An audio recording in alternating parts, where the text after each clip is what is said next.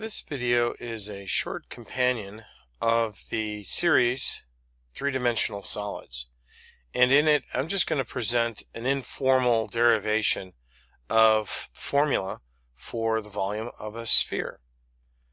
So let's go ahead and take a look at a sphere here, and let's imagine, if we will, that there is a pyramid whose height is exactly equal to the radius of the sphere.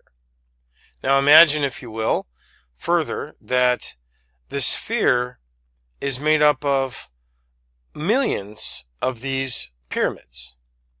So in essence, let's say, for the sake of discussion, that we have a cookie cutter in the shape of this pyramid, and we take little cookie cutter slices in the shape of these pyramids out of this original sphere. It would be logical to assume that we could approximate the volume of the sphere by punching these pyramidal shaped holes in this sphere.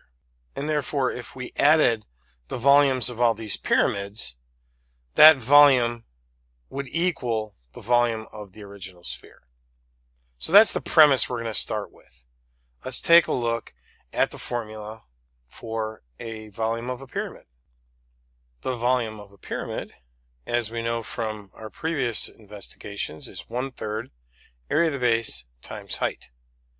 The height being the radius of this sphere. And let's say that we have a very large number of these pyramids that make up the sphere. So let's go ahead and sum a bunch of these pyramids to get the volume. Here we have the sum of some number of pyramids. Let's just say that this is an infinite number of pyramids. And you'll notice in this form that every one of these terms has a 1/3 and a height included in it.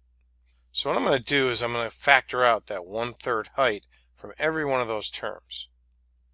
And that gives us 1/3 the height times the sum of all the areas of the bases of the pyramids.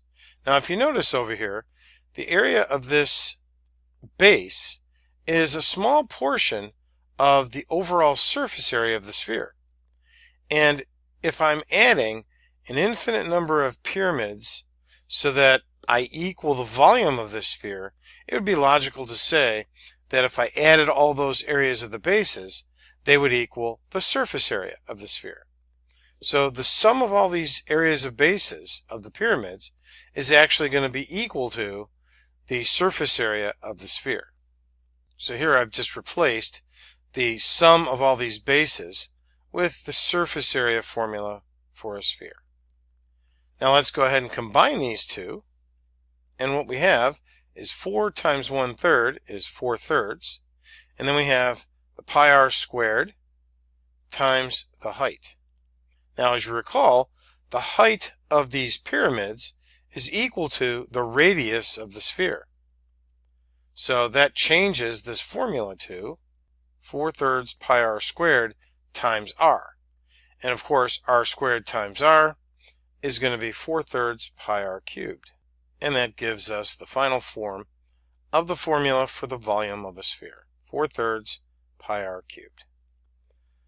Okay, well, I hope that was at least a little helpful in showing you where the formula comes from. It's not a rigorous proof, but it gives you a general idea.